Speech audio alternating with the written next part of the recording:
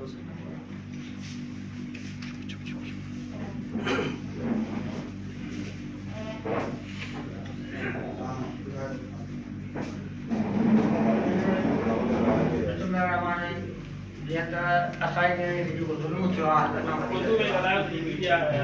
कि हमारी बच्ची पर जो जुल्म हुआ है हद से ज्यादा है और ज्यादातर ये मुझे रात के एजेंट लग गए, क्योंकि 14 तारीख को इनने कत्ल करके हमारे पास भेजिए।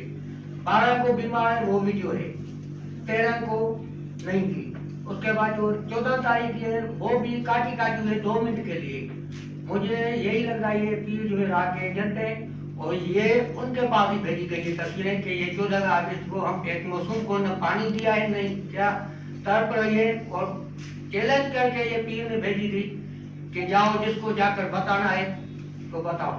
तो अभी हमारे पर ये बहुत प्रेशर है, हर बड़े के पास जाते हैं कि हमारे साथ सुलहनामा करो। हर बड़े यही उनको कह रहा आपने जुल्म किया है, हम नहीं जाएंगे। ये मैं सलाम पेश करता हूँ सिंध के उनको कि ये पहली बार हमारी सेवा है, नहीं तो काफिल है किसी के पास हमारे पास नहीं आते। यही वो कहते हैं आप तो दाल में जुल्म किया है। ये बिल्कुल यजीदी किरदार से हद से गुजर गए। ये यजीदी किरदार में इनको कभी माफ नहीं करूंगा, क्योंकि ज्यादातर लोगों को यही है कि ये पीढ़ी मुर्गी का चक्कर है।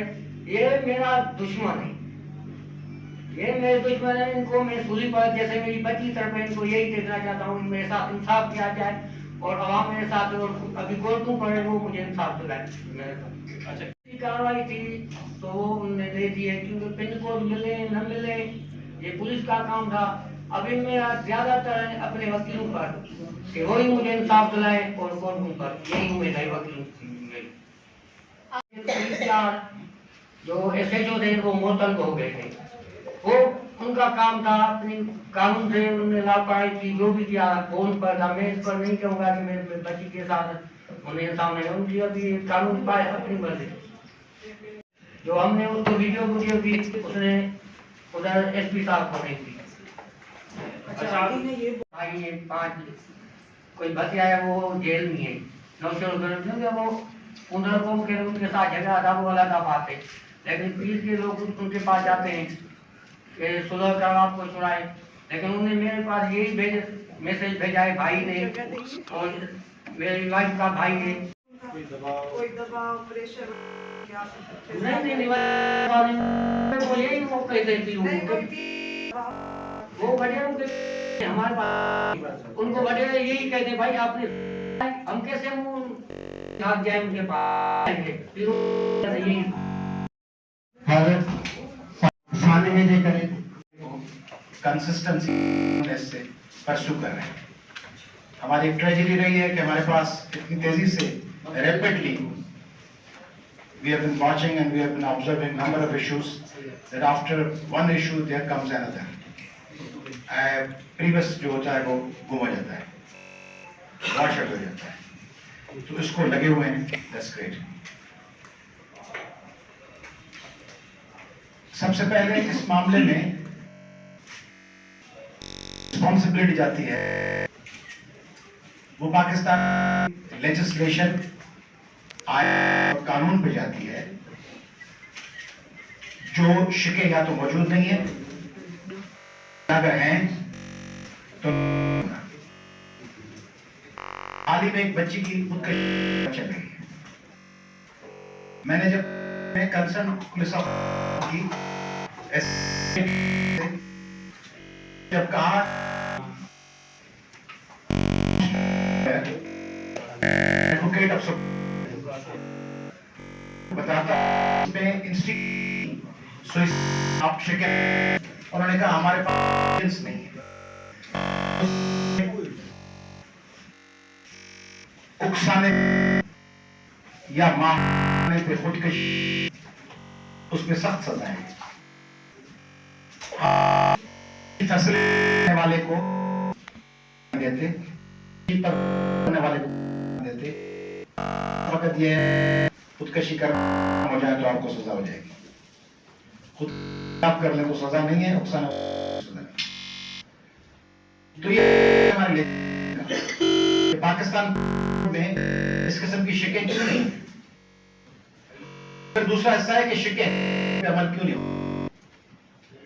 पाकिस्तान के आर्टिकल 11 जो फोर्स लेबर पे है, उसमें क्लास में दूसरी शिक है कि 60 से कम उम्र बच्चे को किसी भी इस किस्म के काम पे मजबूर जाना चाहिए।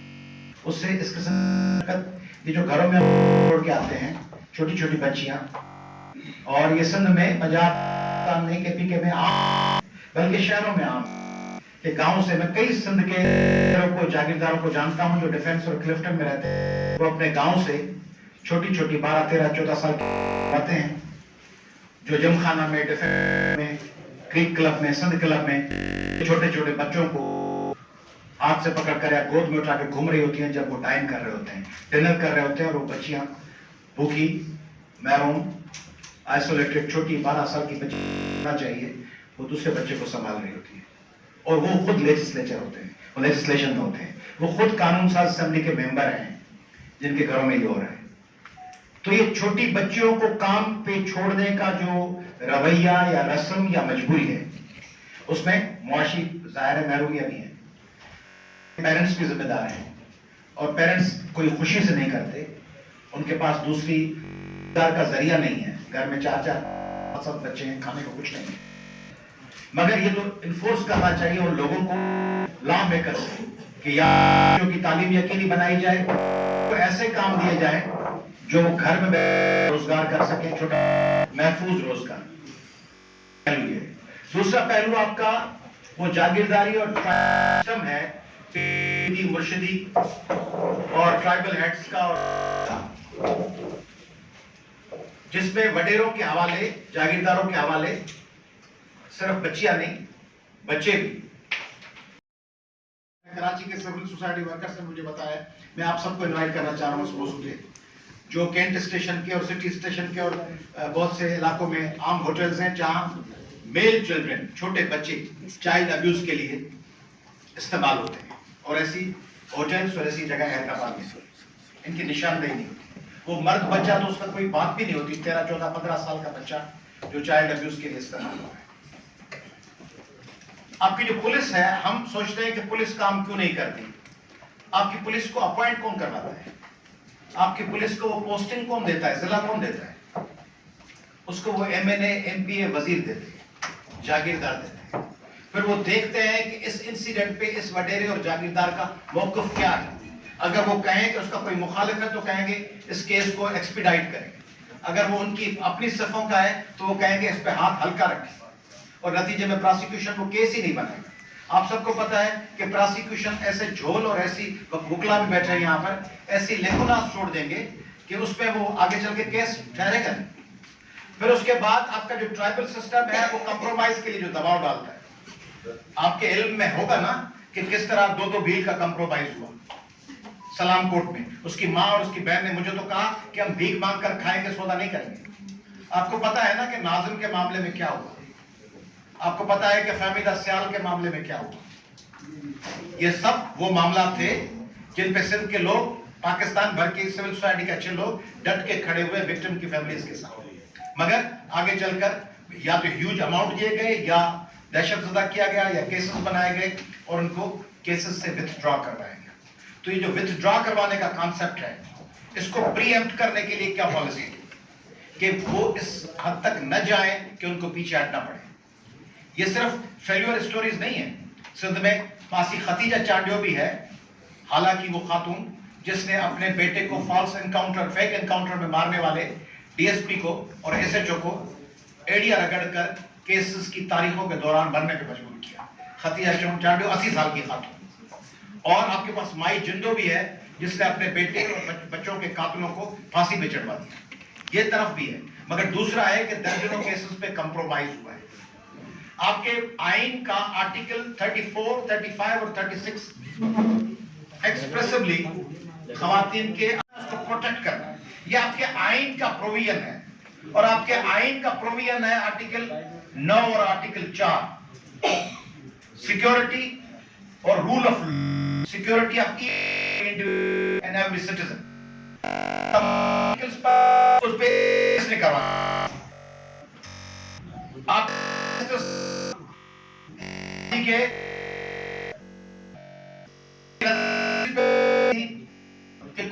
उनके पर्स से एयरपोर्ट निकला और नौकरी नहीं हुआ का तो मंगवा वरना तुम कॉन्सिक्वेंस चीफ जस्टिस थे। तो आपकी जुडिशरी का क्या कहना? मैं हम law and as a team I would like to ask lordships, okay, what has been the role, what specific role you have been playing in this regard? Sindh में जो चाइल्ड अब्यूज होता है और फातिमा फंडो जैसी हमारी बच्चियां उनके साथ जो हुआ, उनके हवाले से अदलिया ने क्या किरदार अदा किया? आप पनामा और दूसरे केसेस में, पॉलिटिकल केसेस में तो आप मॉनिटरिंग जजेस बिठाते हैं, मॉनिटर करो कि इसके तो सिंध हाई कोर्ट का कोई स्पेसिफिक जज साहब क्यों नहीं है जिसको असाइन किया जाए कि वो मॉनिटर करें कि चाइल्ड अब्यूज के केसेस में क्या हो रहा है? हुई है, प्रोसिक्यूशन ने कौन सा केस बनाया है और क्या सजा की जानिब हम जा या लेकुनास की बुनियाद पे वो शख्स मुजरिम छूट जाएगा? दूसरी, उस इलाके के एमएनएस, एमपीएस और सेनेटर्स का क्या किरदार है? नाज़िमों का क्या किरदार है? क्या सिविल सोसाइटी, आप ये कहते हैं, आप बयानात सुनते हैं, आप कहते हैं कि एसएचओ के थाने के हद में जुर्म हो उसको सजा नहीं चाहिए, आप कहते हैं एसएसपी को सजा नहीं चाहिए। एसएचओ और एसएसपी तो आते हैं हफ्ते पर, महीने, 3 महीने, 6 महीने के लिए।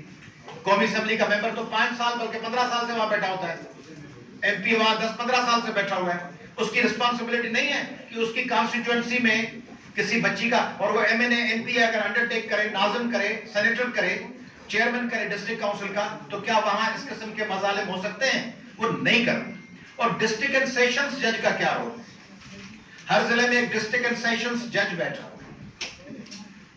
उसका क्या किरदार होना चाहिए? वो जजेस आप देख रहे हैं, कभी मांग रहे होते हैं प्लॉट, कभी मांग रहे होते हैं क्रिकेट की मैच की फ्रंट रो की सीट्स, कभी वो मांग रहे होते हैं कि घर में एसी एक और लगा दे, टावर एसी लगा दे। सेशंस जज, he is supposed to be taking care of every illegality, taking notice of every illegality of his district, within his district. उसका क्या रोल है? कोई रोल नहीं। सॉरी टू से कि आपकी अदलिया, मैं ये बातें कर सकता हूं क्योंकि मुझे पता है कि ये बातें करनी चाहिए। दूसरे लोग शायद सोचते होंगे कि अदलिया पे इस किस्म की बातें मुनासिब हैं या नहीं है।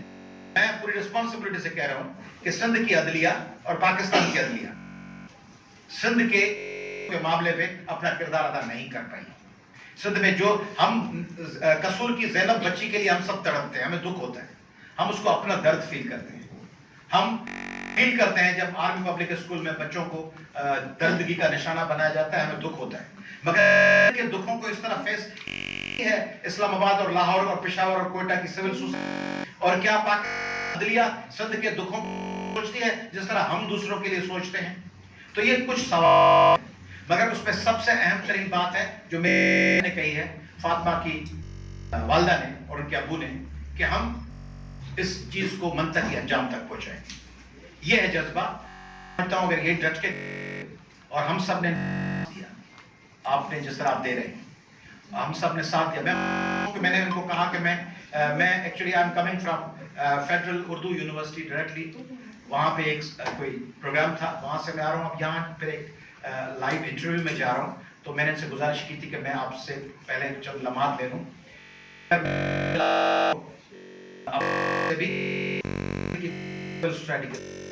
और लीग की तरफ से भी सिंध के तमाम बहन के साथ, और मैं इसकी बात करना चाहूँ अनीस साहब हमारी कि क्या इस किस्म का हम काम कर सकते हैं सब के घरों में बच्चियां middle class, upper class, feudals, वडेरों, सेठों, सरमायादारों, जागीरदारों, ट्राइबल हेड छोटी बच्चियां न भेजी जाए।